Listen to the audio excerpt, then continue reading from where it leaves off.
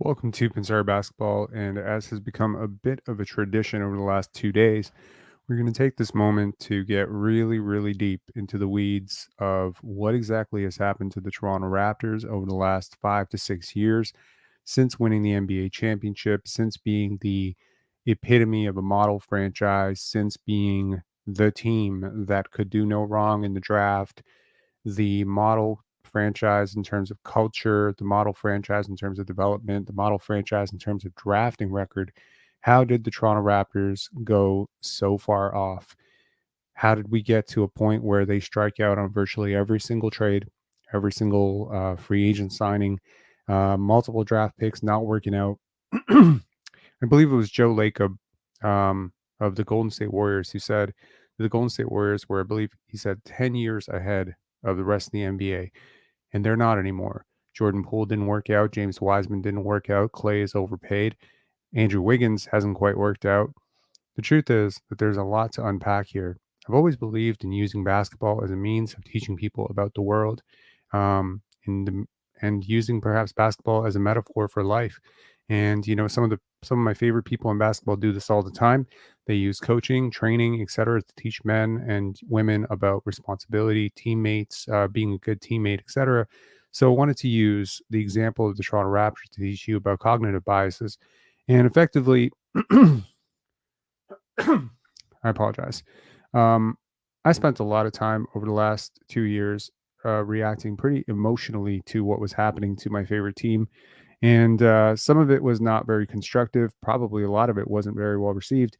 And I thought that just enough time has passed. And just now that we are out of the weeds a little bit, that this would be a really great time to take a rational deep dive into exactly what happened with the Toronto Raptors in terms of the cognitive biases at place in play in as it pertains to Masai Ujiri. Central figures in the story will include Masai Ujiri, Nick Nurse, Dwayne Casey, DeMar DeRozan, Kyle Lowry, Kawhi Leonard, et cetera, Pascal Siakam, OG Anunoby, Scottie Barnes, especially Scottie Barnes. So first, as a brief overview, just for those of you who are not very familiar with cognitive biases, and I promise we'll move to the sports talk and Raptor specific stuff and that after. And I just want to throw this as an asterisk to anybody or an addition to anybody else out there who may be not a Raptor fan, who's coming into this channel and saying, "Hey, I've been checking out your lives about the Boston Celtics, the OKC Thunder, the Denver Nuggets. How does this apply to me?" I promise this applies to you as well. This applies to you in your general day-to-day life. And I promise you, if you give me some time, and that if I'm not so sleepy at 5:30, I haven't slept yet. If I get through this properly, by the end of this video, you'll not only have a really great overview in terms of how your sports franchise is operating, you'll probably have a really good understanding of why your fellow fans think the way they think, why you think the way you think about your favorite athlete, and probably you'll have some better tips for how to make better decisions in life. So let's get to this. So this is I love this chart. I would frame it and put it on my wall if it ever were a thing. So let's just go through these. A couple that really stick out. You can definitely freeze frame this or screenshot this, download this. You can look up cognitive bias chart, and this is the first Google result. Here's a few that really apply, I think, to sports. There's a blind spot bias, right? So viewing oneself as less biased than others. So quote, let's ignore Sarah's. So the example is, let's ignore Sarah's views on this one. She's biased. Okay. Belief bias. So basing the strength of an argument on the believability or plausibility of the conclusion. Quote, I didn't quite follow your argument, but the conclusion seems about right. There's a bandwagon effect. So to uptake of beliefs and ideas increases the more they have already been adopted by others. So the whole department knows there's no problem here. So using that consensus to form your opinion of everybody thinks this guy's wrong and therefore he's wrong, or everybody thinks this guy's going to be a bust, so he's going to be a bust. Then there's the gambler's fallacy, right? And I think this applies a lot, especially if you're, into sports betting and those apps. The conveyor belt broke 3 times last month. It's pretty much unlikely it'll happen again. Um, There's definitely loss aversion, which I'm not seeing here, but that's going to be the brunt of everything that we're going to be talking about in today. But confirmation bias. We did loads of simulation. Most of them showed there's no problem, right? Stereotyping, status quo bias, risk compensation, reactive devaluation. Our competitors are only doing well because their products are cheap, right?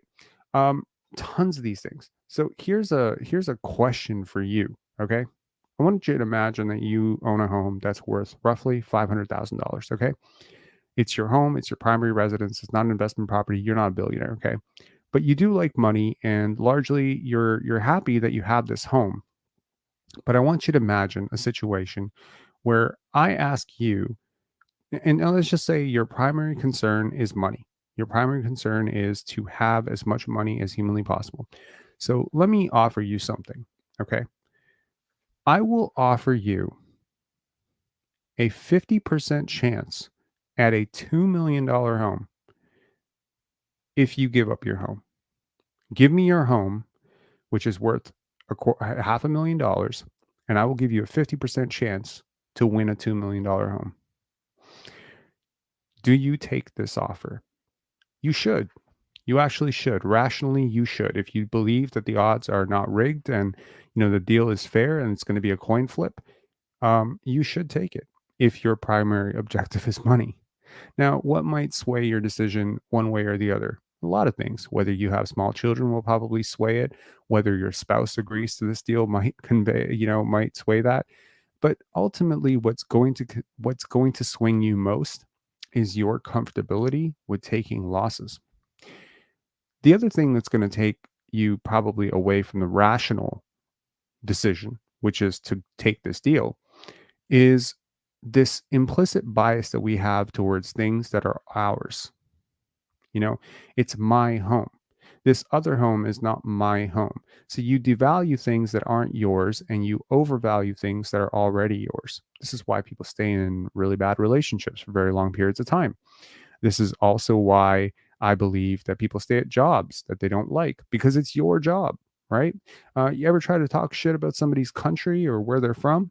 I mean, why would you? But let's just say, like, you're not a fan of this city. You're like, I hate Vancouver. And someone grew up in Vancouver. They're like, Vancouver's the greatest thing in the world because they're from there. They identify with it. It's theirs. We have a really difficult time seeing clearly the things that we already associate with as ours. Now, I want to be clear. I was very bearish on the prospect of signing Fred VanVleet long term, keeping Pascal Siakam. But why do you think that is?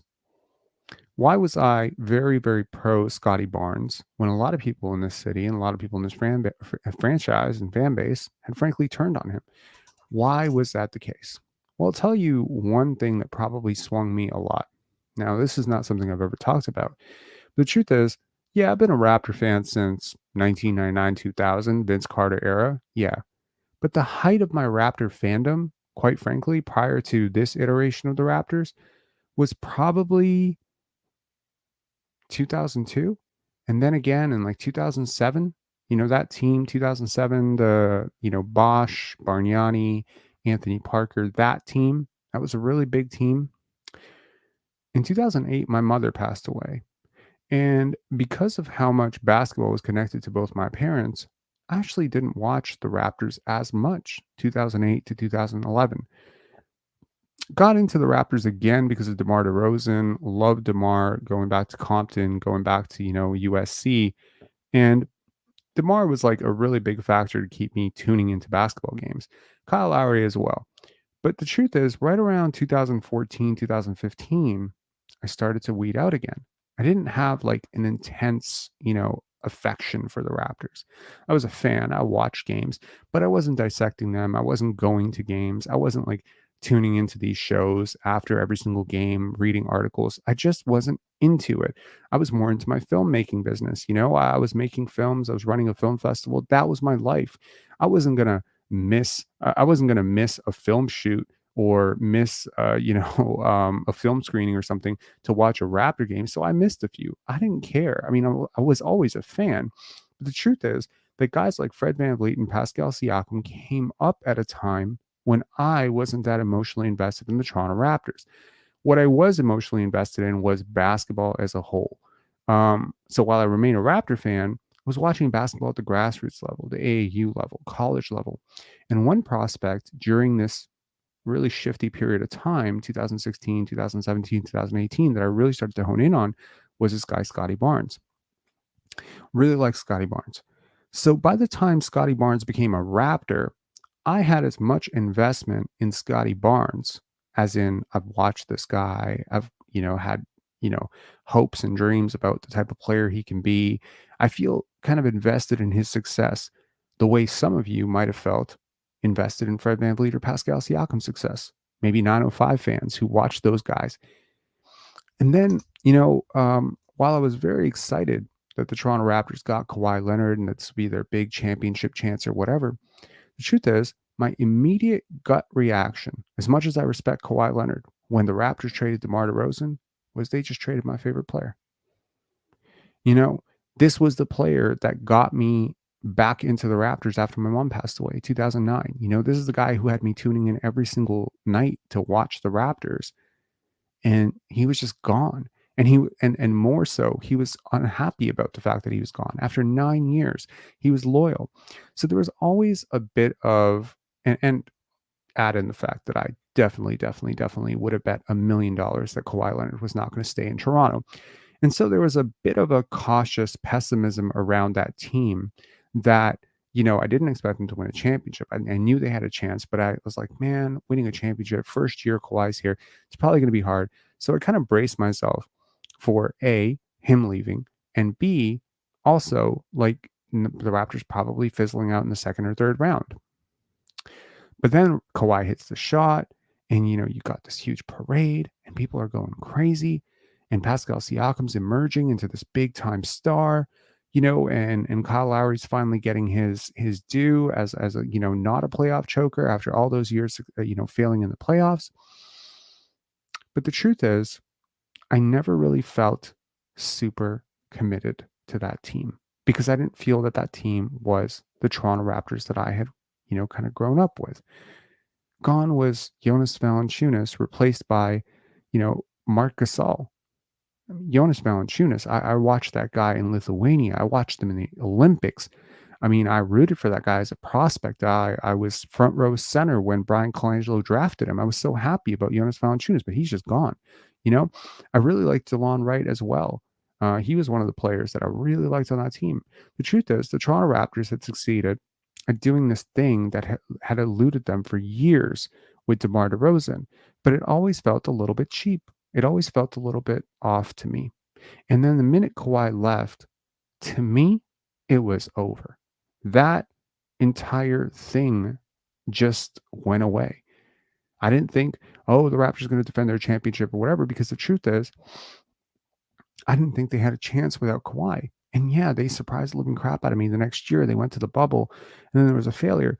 But the truth is, when they drafted Scottie Barnes, it felt like this was now the new height of my Raptor fandom. This guy that I totally believe in as a future franchise player. I can totally buy the style of basketball he wants to play, unlike, how I felt about Fred and Pascal. And I found myself at odds and sort of at war with my fellow Raptor fans who had all this investment emotion into Fred and Pascal being stars. That because they had grown with them, seen them come up through the 905, the bench mob, and yeah, I was there too. I remember those games. I watched those games. I even wrote about some of those games, but I didn't feel invested in it the way I felt about previous iterations of the Raptors, some prospects like DeMar. Like I would fight for DeMar, you know what I mean? Like if someone talks shit about DeMar DeRozan and I'm at a bar, like I would be like, yo, what do you don't talk. I feel like that way about OG too. OG Anunoby's another guy. I was really high on that guy as a prospect. But Pascal, Fred, I never really bought into these guys. So when it came time to choosing between Scottie versus, Fred, it was a very easy discussion. If these two are not vibing, get rid of that one. And that probably explains why I was so ahead of a lot of people in this space, because the truth is I simply never invested emotionally in the players that these people did.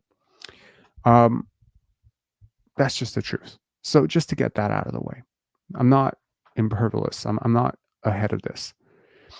You know, the truth is that, when offered a rational, you know, decision like, um, for instance, lose your $500,000 home for a 50% chance to win a $2 million home, most people will opt for to keep the home. They don't want to go for the deal because there's like this idea of like I could lose this, right? But flip it, flip the loss aversion, right? And you get the completely opposite result. What do I mean by that? Choice one, win 80% chance to win $4,000, right? And choice number two is 100% chance to win $3,000. But if you flip it to lose, people choose. So my point here is people like people like winning a lot less than they hate losing. People don't want to lose things, right? Um, so I think that brings me to the point where I can rationally talk about what's gone wrong with the Toronto Raptors, like what's really happened here. The truth is that when you win a championship, a lot of things happen. Um, this is a big moment. You enjoy that moment with these people. Masai Ujiri is not a cyborg, he's a human being. He enjoyed that championship with people like Kyle Lowry, with guys like Kawhi Leonard, with, Serge Ibaka, Marc Gasol, Pascal Siakam, Fred VanVleet, etc., even OG Anunoby, who didn't play. And I feel like that always sort of made an asterisk next to him because he wasn't really a part of that. And he felt it, and maybe certain Raptor fans felt it. Nick Nurse probably felt it too. And when you have that emotion of, we did this thing, anyone else coming into that, like a Scottie Barnes, like a Delano Banton, you know, they're kind of like outside of it. They weren't there. They didn't do that. And so they're treated differently. Okay. Here we come to another bias. Once you win a championship, you remain a champion, but you have to wipe the slate clean again. That's the rational thing to do. Give you an example. Michael Porter Jr., Jamal Murray, Nikola Jokic, all three of those guys won a championship with Bruce Brown and all those guys, right? They won a championship less than 12 months ago, right?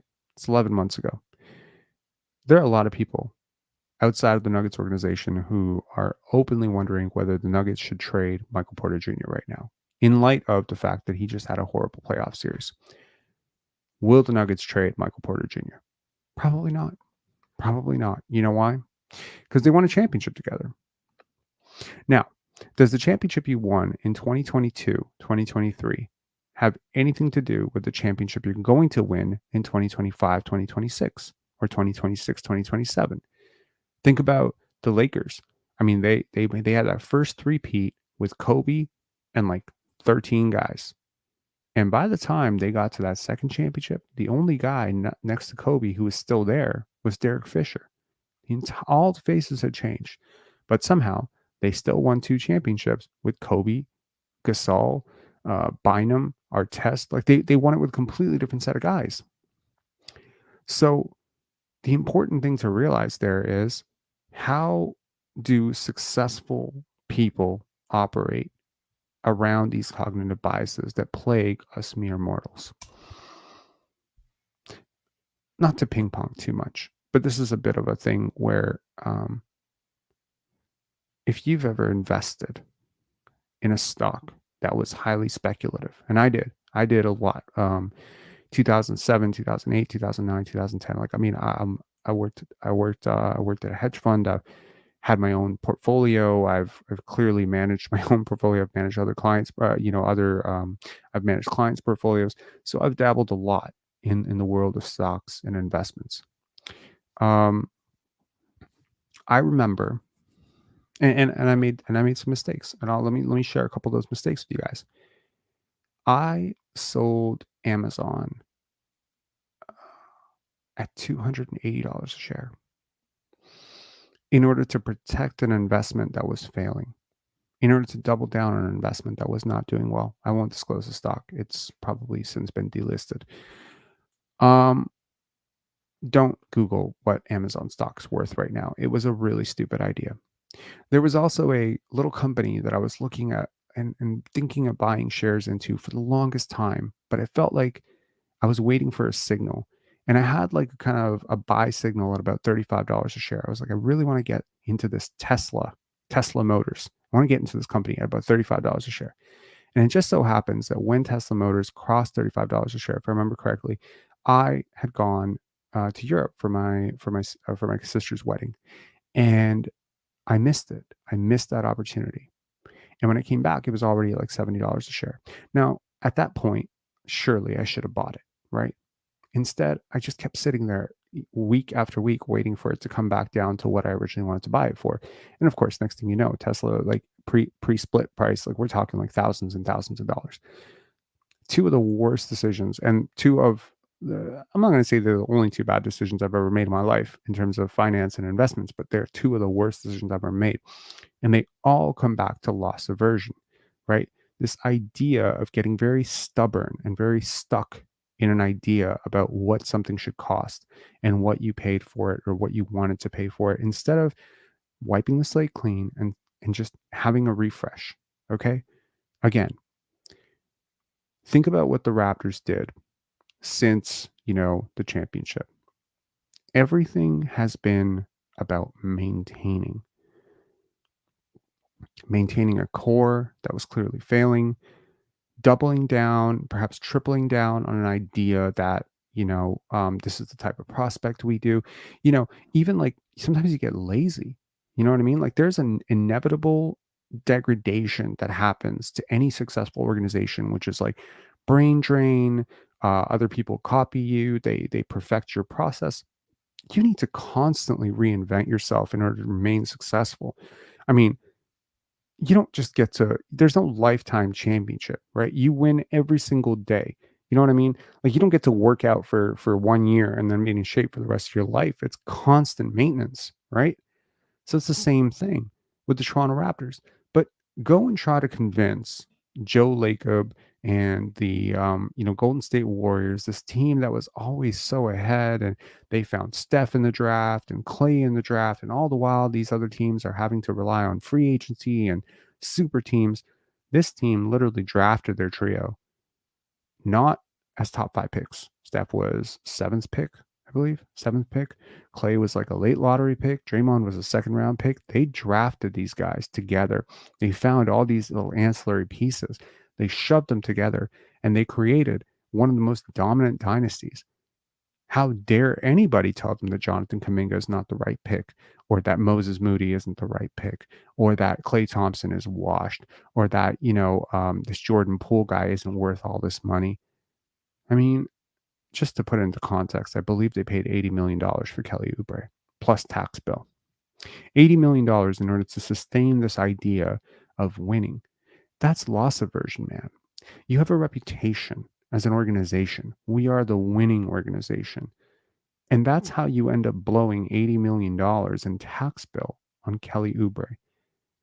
You have this reputation in your mind that everything you touch turns into gold. And that's how you end up selling yourself on the idea of Jordan Poole as a third Splash Brother. When in reality, last year, Jordan Poole for the Washington Wizards was arguably the second worst player in the NBA. There are a lot of cognitive biases in play here. So when you look at a player like Pascal Siakam as Masai Ujiri, it's hard not to see the guy you found. You found him. He's yours. It was a quote that always sticks with me in my mind when I think about Masai Ujiri, where he describes trading for Precious Achiuwa when he did a sign and trade for Kyle Lowry. They got back the contract to Goran Dragic. And apparently, Precious Achiuwa was the reason they ate Goran Dragic's contract, because he had no long-term future with the team. He didn't want to be here. They didn't want him to be here. But apparently, Precious Achiuwa was worth it. Why? And because Masai had identified him early, The low hanging fruit, of course, for anybody out there is just like, oh, he's an African prospect that Masai liked. But no, that's not it. Masai just liked this prospect. Obviously, the Raptors were right around Florida when, Precious Achiuwa was at Montverde.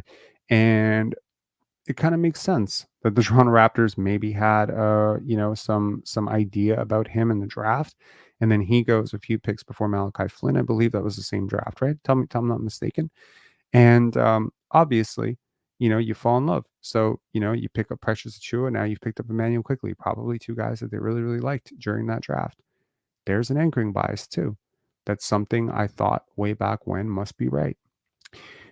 Every single bias requires aggressive counter bias, like an aggressive process to counteract, because we all have blind spots. We all do. I promise you we do.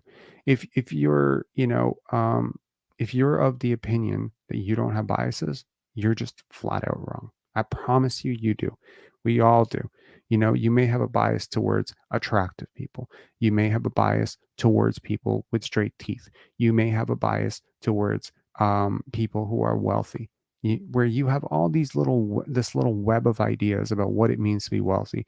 And maybe you, I don't know, I'm not trying to trigger you here, but maybe you believe for whatever reason that being wealthy means you're a little bit more reliable, more punctual, more honest. Now, are those two things always correlated? No, not at all. Plenty of wealthy people who are absolute ass. But you might think that that's true. So when it comes to Masai Ujiri looking at the stable of assets that he had, trading a first round pick to give Pascal Siakam and Fred VanVleet a chance at the playoffs to get Thaddeus Young in kind of made sense, didn't it? I mean, objectively, it doesn't make sense. When you look at it without the blinders of the championship, without the blinders of what these guys did with you and what you owe them. This comment always sticks out to me where Bobby Webster said, I don't know how you ask an NBA champion to tank. This notion that even when the prize is Victor Wembanyama or Derek Lively or Kason Wallace or Amen Thompson or Asora Thompson, I know this now. We know this now. But man, the Raptors are good at drafting. They had to have known the strength of the 2023 draft. They had to have known. And they said, no, we won't tank. We don't care. We won't tank, because how could we ever ask Fred VanVleet in a contract year and Pascal Siakam seeking all NBA? How could we ever ask these guys that we won a championship with to tank? So instead, we'll go the other way. Bernie Madoff died 2021. Some people very happy he died. Orchestrator of the biggest Ponzi scheme in American history, defrauded investors of 1865. I can't remember how many $billion. When asked about it, he didn't say that his goal was to become rich. His goal was actually to clean up something that he'd noticed an issue with one of his investment companies, or I think he was running the Nasdaq Stock Exchange, and he was running this asset company. And basically, when he discovered that there was a mistake, he decided to cover it up. How many companies, whether we're talking Bear Stearns, whether we're talking like whatever, man, we're talking like defrauding investors, misleading investors. How many companies have done that? How many companies? I mean, NBA teams never, ever, ever get in trouble for defrauding their investors, but really their investors are their season ticket holders, and their assets are basically their draft picks. And so when they come out and they tell you that this guy's going to be a franchise cornerstone and he's not, technically you've been misled, right? In a really weird way, if you want to think about basketball in the same terms that we talk about stocks and companies and on the S&P 500, it's the exact same thing, right? You have been misled, and ultimately the reason you're being misled is because someone's trying to cover their mistake. You cover your mistake of, sometimes, most people, what they'll do. I'll give you an example. Actually, sorry, I'm dancing, and I hope this is easy to follow, but I'm sure it's not. You have two stocks, like hundreds of shares of two stocks in your portfolio, right? You bought them both because you thought they were good companies, right? Now, let's say you bought them both at $100 a share. One of the companies has gone up to $200 a share. That's your winner. The other company has gone down to $50 a share. That's your loser. But you still can't shake the idea that your $50 company now, your $50 share company should be at 150 and your 200 should be at 150. And so what do you do? If you're like a lot of people and this is like verified proven, what you'll do is you'll sell the shares of your $200 stock and you'll buy more of your $50 stock because you'll assume that it's cheap. When in fact, it is fairly valued per the market. It's basically how it is, right? That is effectively what the Toronto Raptors did when it came to Pascal Siakam, Jakob Poeltl, and this entire thing, right? Jakob Poeltl is old family, right? He is the guy who got away. It's the consolation prize, or he's the concession prize, or whatever. He's the thing you had to give away in order to get Marc Gasol. Marc Gasol is gone. Get Jakob back, right? This is like the equivalent of having a tough breakup and then texting your ex that was super toxic at like 2 a.m. And now every single thing in the Toronto Raptors world is about how do we possibly work forward with this center who can't shoot. The entire anxiety all throughout the year was, oh my god, are we going to have to give up our lottery pick because we traded for this guy? If I could give you a magic bullet, if I can give you a magic pill to go back to the moment before the Raptors made that trade, shit, if I can give Masai Ujiri a moment to go back to that trade, would he do it again? No. Would he do it without one of the second round picks? No. Would he do it without two of the second round picks? No, because it wasn't the right move. It only felt like the right move because there was a disproportionate valuation of all the assets involved or all the figures involved. There was a disproportionate idea of how valuable Fred and Pascal really were. They were underperforming, right? They were underperforming. The team was underperforming relative to the Raptors' own expectations of the type of leaders these guys were supposed to be and the type of winners they were supposed to be and the success they'd enjoyed with them, discounting all the impacts of guys who had already gone out the door like Kawhi, Danny Green, Marc Gasol, Kawhi Leonard, Kyle Lowry, etc., Norman Powell. Those guys were gone, but somehow the vestibule or the residue of all that winning had been left on Pascal Siakam and Fred VanVleet. And the more of those other winners, those other champions that left, the more of the winning credit was bestowed upon the guys who were remaining. So Pascal Siakam became disproportionately more valuable in the eyes of the Raptors. Not only the Raptors, as in the MLSC marketing team, marketing him as a champion, marketing him as a guy who was there, not only the guys, the cash cows at the top who are thinking like, hey, we had all these people flood in, right? At the championship parade and all that stuff, all these people started watching basketball for the first time. How many people do you know that watch basketball for the first time because of the Toronto Raptors title run? So many. You want to lose all those people because if you trade Pascal and you lose Fred, they won't have any familiar faces anymore. They'll tune out. And that's exactly what's happened. That's exactly what's happened. What their biggest fear was is that OG wasn't enough, right? OG really isn't what fans associate that championship with. Fans associate that championship with Kyle. He's gone. Gasol, he's gone. Kawhi, clearly, he's gone. Are the Raptors about to make a trade for Kawhi Leonard in 2 years? We'll figure that out. So the point is that all the figures became disproportionately less valuable. And so bringing back Jakob Poeltl had more value to the Toronto Raptors because of their already existing familiarity with him, because of his role with that same bench mob that the Raptors were trying to elevate, because of his prior synergy, energizing a lineup that involved Fred VanVleet and Pascal Siakam. Now let's ignore the fact that Jakob Poeltl is nowhere near the same player he was back then. Pascal and Fred are not the same types of players. Everyone has evolved. The rest of the team around them is not the same. These guys were the bench mob. Now you're asking them to be starters. Who cares? The NBA landscape has changed. Skill sets have changed. Teams are going towards more athletic bigs or stretch bigs. Don't care. We like this guy. Please understand, the Toronto Raptors brain trust drafted Jakob Poeltl over Domantas Sabonis. They drafted him over Pascal Siakam, which means they liked this guy so much in college, they drafted him over two All NBA forwards, including one that they later drafted themselves. That means that the Toronto Raptors really like Jakob Poeltl. Why do they like Jakob Poeltl? Don't know. Doesn't matter. Don't care. But don't trick yourself into thinking that they did not overvalue Jakob Poeltl because they had previously overvalued him in the past. Don't trick yourself into thinking that they did not overinvest into Fred and Pascal because they were a part of something that they could associate with winning.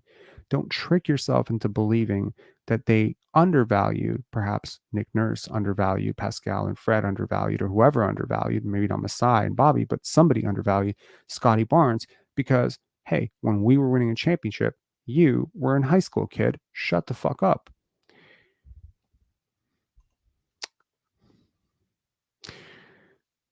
The parting note on this is that you will do things to preserve something that is failing, that exceed anything you would have done to get it in the first place. Let me give you an example. You will go through 5 years of depression, fights, anxiety, couples therapy to make a relationship work that is not working. Would you have done all of that prior to the relationship starting? What if I told you today that you can meet a girl, but first you got to go through 5 years of couple therapy and 5 years of depression and 5 years of misery and 5 years of hell and financial troubles and, weight loss and not weight loss, weight gain and hair loss and all sorts of, adverse health effects because this person is draining your very existence. Would you do it? No, you would never do it. Not in a million years. You would think that's way too much trouble. So why do you do it after? Because it's already yours and you got to keep it. That's it. I've seen people, I'm not kidding. I actually saw this a couple of weeks ago. I saw someone jump onto the train tracks to pick up their cell phone because they dropped it onto the train tracks. You risk your life for your cell phone, bro? And given how connected we are to our smartphones, that's not even that shocking. It's not even that shocking. What do people do to keep the things that they assume are theirs? What will someone do to keep that job? Because these things become tied to our sense of self. Drafting Pascal Siakam and OG Anunoby and finding Fred VanVleet in the undrafted heap are somehow tied to the lore of the Toronto Raptors. It's tied to the very essence of how Masai Ujiri is talked about and addressed as an executive. They are the biggest reasons for, people bestowing upon him this, title of the best executive in the NBA, right? Because he found these guys, because he won a championship. They are his resume. I found it very peculiar and very interesting and also pretty troubling that he said this thing, that Pascal's success is my success. In a nutshell, if Masai Ujiri ever sees this, that's the problem. Because his success is not your success. His success is his success, just like your success is your success. Right now, Pascal Siakam just played 4 games in the Eastern Conference semifinals with the Indiana Pacers. Yes, I understand that the Toronto Raptors were brought up many, many times as a place that Pascal last played, the place Pascal traded him, traded him, whatever. And so I understand why you may feel, in terms of legacy, that his name and your name will always be tied together. I understand sentimentally why people make that association. But the truth is that the best executives in the NBA, in NBA history, guys like Danny Ainge, guys like Jerry West, they typically don't do this. They don't do this. They refresh, at least from what I've seen. Sam Presti to some extent as well.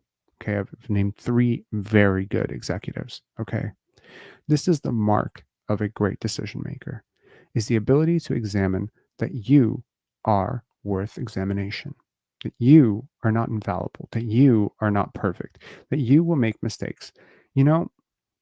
If you ever want to see the irrationality of a human being and how bad people are at math, look at people when a roulette table starts bleeding one way.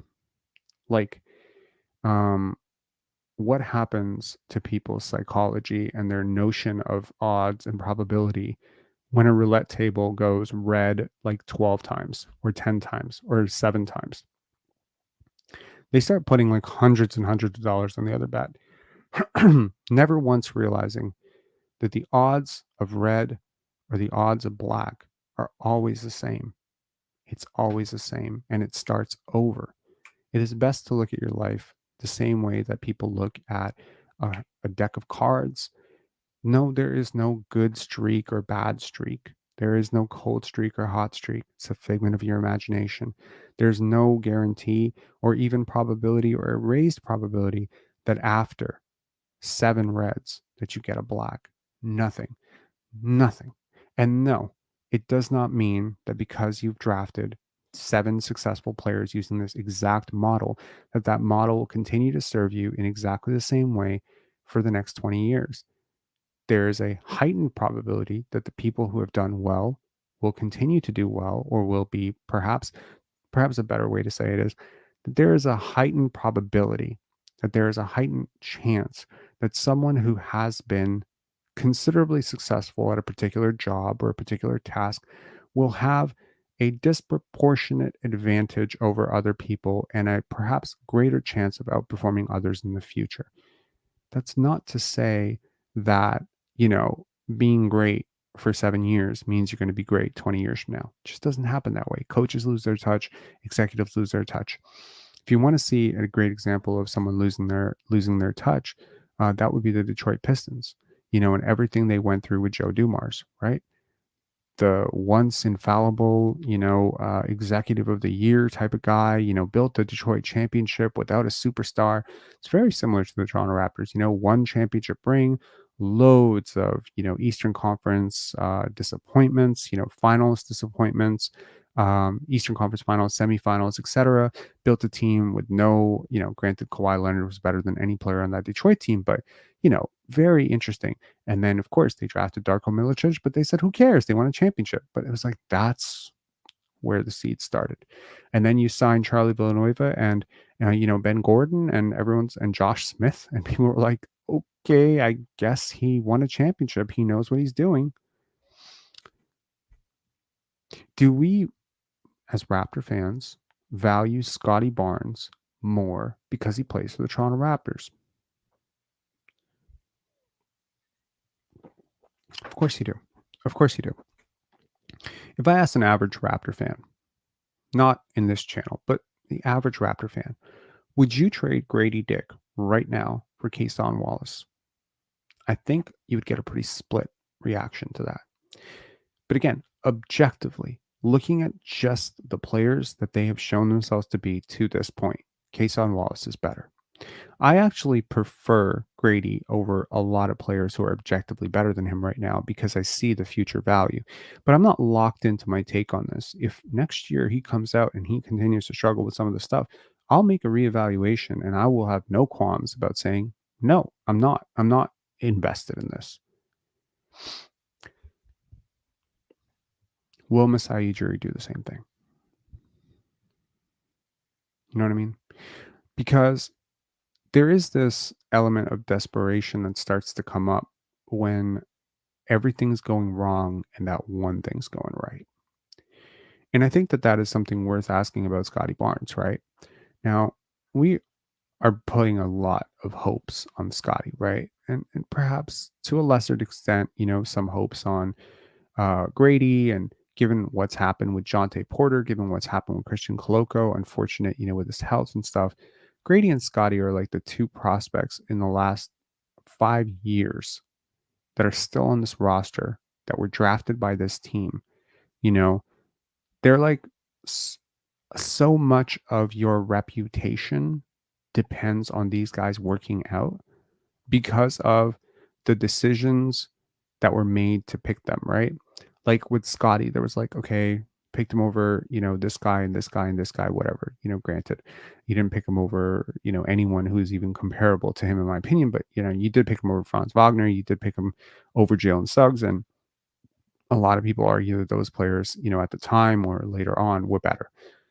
So, but when I heard that the Toronto Raptors, wouldn't trade Scottie Barnes for Damian Lillard, wouldn't trade him for Kevin Durant, etc., I was like, great, because I believe in Scottie the same way. I believe in him that way. But a lot of GMs would have made that trade. A lot of GMs would have traded Scottie for Kevin Durant. They really would have. When they had Pascal and Fred, and a lot of people in this media space who don't want to admit it right now, Will Liu, Samson Folk, Oren Weisfeld, a lot of these guys, they wanted Scottie gone for Kevin Durant. Of course. I mean, now you look at it, Scottie's an all-star at 22, and Kevin Durant is, maybe you see how badly that could have turned out for the Toronto Raptors, especially because it wasn't going to be Scottie for KD right away. It wasn't going to be straight up. It was going to be so much other stuff. It was going to be picks. It was going to be so many assets, but they just wanted Kevin Durant here because they couldn't see the value in Scottie. But does seeing the value in Scottie, given that I know the way this front office thinks, does being right about Scottie excuse being wrong about so much else? When the same process that makes you right about one thing makes you wrong about 50 other things, is there an emotional investment in Scottie Barnes that is beyond reproach, that is beyond saving, that is beyond rational, that he's our consolation prize for this losing season that we had? We traded this to get off of him, to make him the franchise. We cleared the path for him. Okay, if you want to make a list of players who are not going to get traded next year, like you would bet your life, your house, everything, Victor Wembanyama is number one. Scottie Barnes might be number two. Like maybe it's like Victor, Luca, Ant, like it's those three guys and Scottie Barnes. Like you could literally, like I will bet you right now that it is less likely the Toronto Raptors will trade Scottie Barnes than the Boston Celtics would trade Jason Tatum. Has he earned that? I'm asking. According to a lot of fans, no, he hasn't. According to me, yeah, sure, he has. I don't think you trade a player this good when they're 22. That's just my opinion. Unless it is for an equivalent player who is just as good, if not better, who's younger. And that player is going to be Anthony Edwards or Victor Wembanyama, and those guys aren't traded. And those guys aren't getting traded. So to me, it's a non-starter. You're not trading Scottie Barnes. But for a lot of people, they might say that your emotional investment in this guy, because of everything that you got rid of to elevate him, might make him super untouchable, to the point where if Scottie Barnes disappoints next year, which I don't think he will, and disappoints the next year, at what point do you wake up and say, oh shit, we've completely gone the wrong way? And I think that's a fair critique. And a lot of the Canadian media, specifically guys like Bob McCowan and guys of that ilk, they're really worried about that. They're like, shit, JD Bunkus, William Liu, before he kind of did his hero turn. A lot of these guys were really worried that the Raptors had given Scottie too much too soon. Will the same thing happen with Grady? Will the same thing happen with RJ Barrett? Will the same thing happen with Emmanuel Quickly? That's what worries me. That even when the faces change, if the process does not change, it will remain the same. Now, the Toronto Raptors have, prior to the championship, shown a willingness to move players that did not make sense. In fact, Masai Ujiri made some of his best moves when he was actually starting out with the Toronto Raptors. In fact, one of his best moves ever was trading Terrence Ross for Serge Ibaka. I think that's a really underrated move that doesn't get enough credit because of how much the Orlando Magic had just given up for Serge Ibaka, in the previous year. Sometimes it helps to get a new face in. Nico Harrison, looking at the Dallas Mavericks and just looking at all the players who contribute on the margins for those players, I'm thinking to myself, Toronto Raptor fans, bear with me for a second. Could the Toronto Raptors have drafted Jaden Hardy? Yes, he was actually there. We drafted Christian Koloko instead. Love Christian Koloko. Hindsight's 2020, all that stuff. Jaden Hardy was right there. You just saw him put up 13 points. He's a shot maker, shot creator. He's buried behind two elite, creating guards / wings in Luka and Kyrie. But man, and before that, I think he was behind Jalen Brunson. But man, the Raptors could use a player like that, right? PJ Washington. Could the Raptors have gotten him? Yep. Could the Raptors have gotten Derek White? If you really want to be real about it, the Boston Celtics, the Raptors have traded multiple first-round picks to San Antonio. Why not trade it for Derek White? The Raptors could have gotten him too. Could the Raptors have signed Derek Jones Jr., who is on a minimum contract and is everything the Toronto Raptors need right now. Yes, they could have. They decided to sign Jalen McDaniels. Could they have signed Isaiah Hartenstein? Everyone's talking about Isaiah Hartenstein. Now, I don't know if this one's true. They maybe Isaiah Hartenstein wanted to go to New York or whatever, but they signed Otto Porter in the same offseason that the Knicks signed Isaiah Hartenstein. And they paid Otto, I believe, the same amount of money. All these players, man. Look at Dante Exum. He was playing in Serbia last year. Could you have signed him? Could you have used him? He had backup point guard deficit.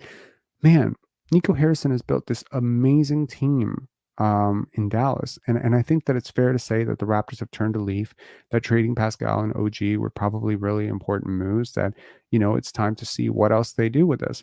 But bringing in Ochai Agbaji and bringing in Kelly Olynyk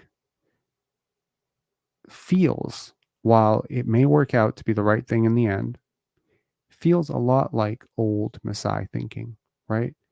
You bring in the guy who's very familiar to you, Team Canada, et cetera, et cetera. He's very familiar to your organization. You like him, you know him, et cetera. And then Ochai Agbaji, the guy that you've been friends with his family for years. He was the guy that you guided through the draft process. And even though he's failing, just like me with my $50 stock that was once $100 stock, you're like, no, no, no, no, no. It's a $50 stock. Well, how did that work out with Precious Achiuwa? Should it not be a really big red flag that the Miami Heat gave up on Precious Achiuwa? And now the Toronto Raptors gave up on Precious Achiuwa? The hypothetical upside may not have been there. How often do you see the Miami Heat make mistakes like this, right? My trust in Masai Ujiri is currently at about 65%. This is about as low as it's been other than last year at the trade deadline, when it pretty much plateaued at about 10%. I was so frigging scared as a Toronto Raptor fan. Currently, it is like, I want to say between 60 and 65%, where I am blissfully aware of his blind spots as an executive, and Bobby Webster's as well. But I'm also very aware of their strengths, which is that they're good talent evaluators, that they're good people, and they, operate above the belt, and that they're very ethical people.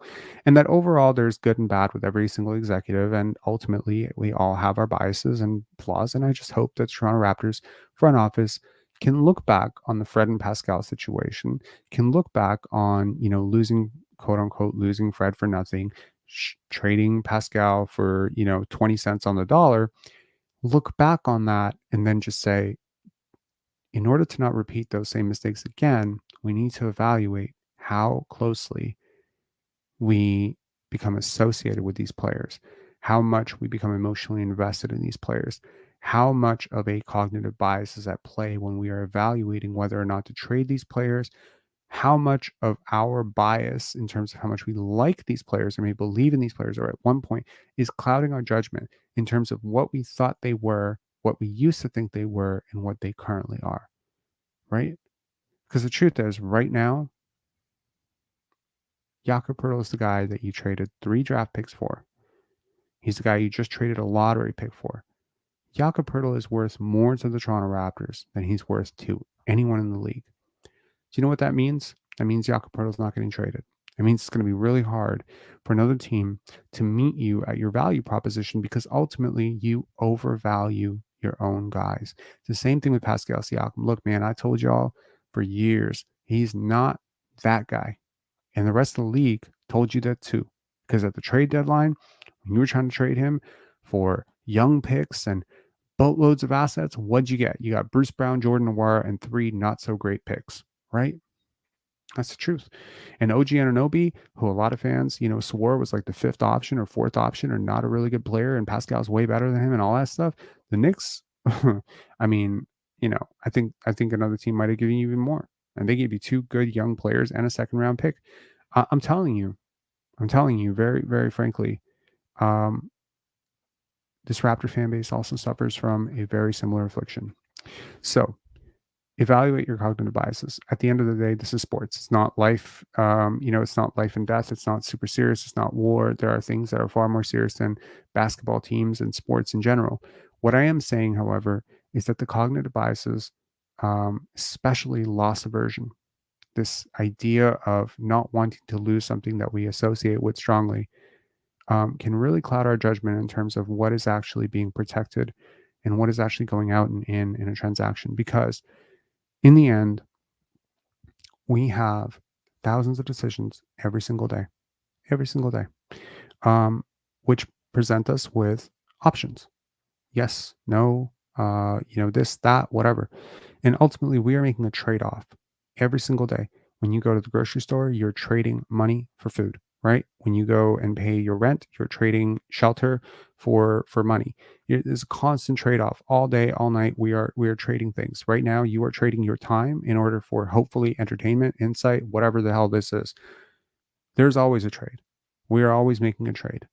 What happens when you become disproportionately obsessed with not losing things and you stop seeing what you could get? What happens when you start feeling really precious about how great Precious Achua is or how great Pascal Siakam is, and all 29 other teams say, nope, not to us, and you don't adjust because you think we won a championship, they're wrong, we're right? What happens when this little YouTuber with, no subscribers tells you for 2.5 straight years that this guy that you're trying to build this whole offense around isn't a playoff number one, isn't a superstar, but you keep telling yourself, but he made all NBA. But look at his stats. And I'm like, bro, nobody in the league agrees with you. And guess what? Everybody else in the league who tried to trade for him or thought to trade for him didn't want to trade for him as a number one option. They wanted to put him as a third option behind De'Aaron Fox and DeMontis Sabonis, or like a second option behind Tyrese Halliburton, or a second option behind Trae Young. Nobody in the fucking world, not here, not in China, nobody was trying to trade for Pascal Siakam and saying, "Oh yeah, that's going to be our 30% usage heliocentric hub." Why were the Toronto Raptors the only idiotic team in the entire NBA that wanted to run an offense through Pascal Siakam? Why is it that the Indiana Pacers are literally one of the smartest coaches in the league, and Rick Carlisle, one of the smartest general managers and executives, and Kevin Pritchard? Why are they running a playoff offense in Tyrese Halliburton's absence through TJ McConnell and Andrew Nembhard instead of Pascal Siakam? And why were you running a playoff offense through Pascal Siakam over Scottie Barnes? Maybe Scottie Barnes is worse than Andrew Nembhard. Well, now we're really fucked, aren't we? It's because Pascal Siakam didn't win a championship in Indiana. That's what people don't get. That's why Fred and Pascal wanted to stay here, because they are worth more here than they're worth anywhere else. Now, Fred probably felt differently about what worth and value are, and he felt, hey, if I'm worth that, show me with money, because that's how you can show anything to Fred VanVleet, with money on paper, with a check. And the Raptors were not willing to fork that type of money over, and so he left. But ultimately, in terms of brands, in terms of reputation, in terms of association to a fan base, no. Fred VanVleet will never mean as much to Rocket fans as he meant to Raptor fans. Pascal Siakam will never mean as much to Pacer fans as he meant to Raptor fans. And those guys knew it too. Their agents knew it too. Their representation knew it too. And frankly, Masai Ujiri knew it as well. And that is why, you don't trade a Kobe Bryant even after he tears his Achilles. That is why, that's why you don't trade Steph Curry even now that your Splash Brothers and everything is over, because that guy means too much to your organization. The difference between Kobe, Steph, and Pascal Siakam and Fred VanVleet is immense. And that's what happens when you start to overvalue things. You'll watch Kitchen Nightmares, you watch Hotel Hell, you watch those shows. They're all about people who are irrationally deluded.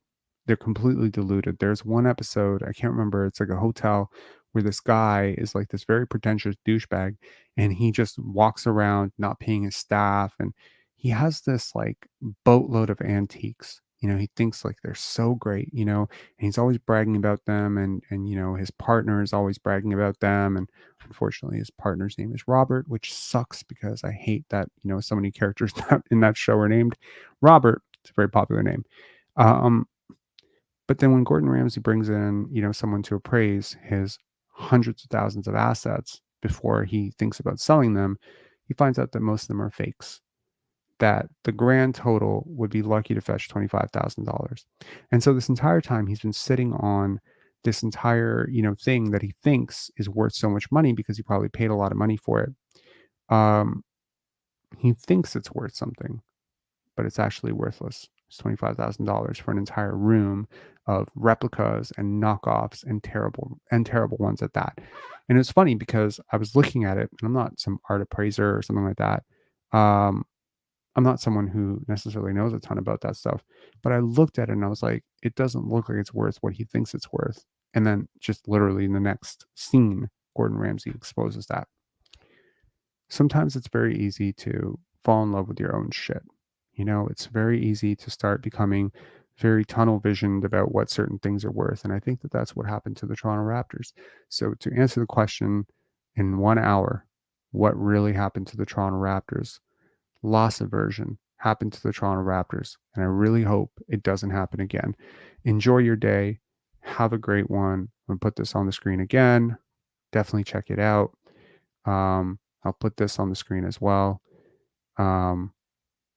Definitely think about this in your own life. And, if you have time, comments do help. Let me know if loss aversion, your own personal loss aversion, maybe something from childhood. And also, by the way, this all comes down to childhood, just to throw that on there. A lot of things that are wrong in your day-to-day life as an adult come back to something you mislearned or improperly learned in childhood. And loss aversion actually comes from childhood. We don't want to lose our toy because it's our toy. Is our toy better than the other kid's toy? No, but it's ours. And we become obsessed with our toy. When you ask like a 5-year-old, like for instance, you give a 5-year-old like a $20 toy, right? And you give them that toy and they start to become associated with that toy and it becomes their toy. And then, after like 5 years, you want them to get rid of that toy, but they don't, or like 5 weeks, you want them to get rid of that toy, but they don't they don't want to get rid of that toy. Maybe it's defective, maybe it broke, maybe it's whatever, but they don't want to get rid of it. And then you say, I'll get you two toys. I'll get you two toys in place of that one toy. That's a great deal. It's a great deal. And you're an idiot. You're not an idiot. You're a kid, but you're an idiot because you say, no. I already named this doll. It's my doll. That's what happened to the Toronto Raptors. They couldn't see the value of their own things. And then the league decided to hold an appraisal and they found out that the things that they thought were worth a lot actually weren't worth all that much because they traded multiple first round picks that, by the way, could have netted them guys like Walker Kessler, Andrew Nemhard, who knows what in this draft. They punted on a 2023 draft pick that could have become Derek Lively. That is opportunity lost. That is crazy opportunity lost. You could have had the perfect young core around Scottie Barnes already. Instead, you decided to drag that championship thing out because you didn't know what you had. That's why loss aversion sucks. All right. Write to me in the comments and let me know if loss aversion or your general loss aversion or, some anecdote about it has affected you in your day-to-day life. And let me know, if these morning rants are ever valuable to you. We did a morning rant yesterday about Scottie Barnes' 5% MVP potential. Definitely go check that out. And we also doing post-game lives after every single game in the playoffs. And we'll be doing draft coverage starting, I want to say, next week. All right. So, or maybe even later this week. We're midweek this week. Let me not say next week. This weekend, we'll do something about the draft for sure. We'll start evaluating like Isaiah Collier and guys of that ilk, and we'll see who the Raptors might be able to get in this draft. All right. Talk to y'all later. Peace.